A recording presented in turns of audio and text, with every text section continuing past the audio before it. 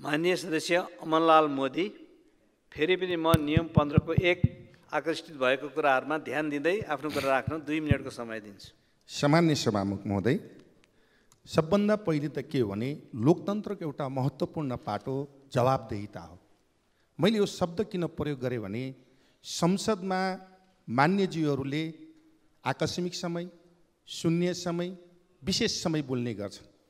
त्यसको सरकारलाई ध्यान आकर्षण गरेको हुन्छन्, तर सरकारका चाहे प्रधानमन्त्री चाहे मन्त्रीले संसदमा उठाएका विषयवस्तुहरूलाई जवाब दिनुपर्नेमा उहाँहरू जवाब दिइराख्नु भएको छैन।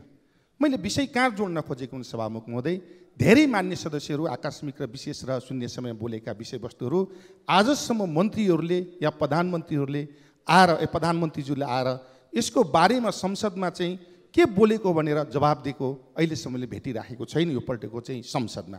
तसर्थ मैले उदाहरणको निम्ति किन भने हुलाकी सडक, देशैभरिको हुलाकी सडकको स्थिति कस्तो छ त्यसमध्येमा पनि मैले उठाउँदै आएको कठरी गाउँपालिकाको तपाईलाई चाहिँ कठरी खण्डको हुलाकी सडकको बारेमा संसदमा यदि रेकर्डै गर्ने हो भने कति पटक बोले, तर आजसम्म भौतिक सभामुख महोदय बोलिराख्दा अगाडि बसिराख्नु भएको छ यसरी।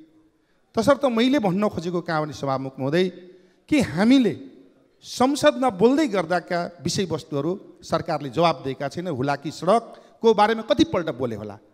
त्यस्तै किसानहरू अहिले मल पाएका छैनन्। हामीले किसानहरूको मल अहिले आज असार 15 तपाईलाई धान दिवसको सुरुवात असारै दिन थाहा छँदैछ।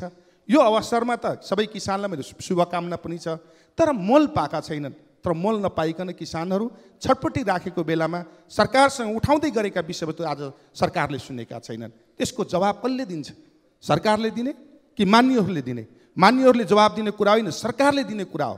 त्यसर्थ मेरो भनाइ के भने सरकारले सबभन्दा महत्त्वपूर्ण पाटो लोकतन्त्रको एउटा पाटो जो जवाबदेहिता हो जवाब दिइराखेको छैन।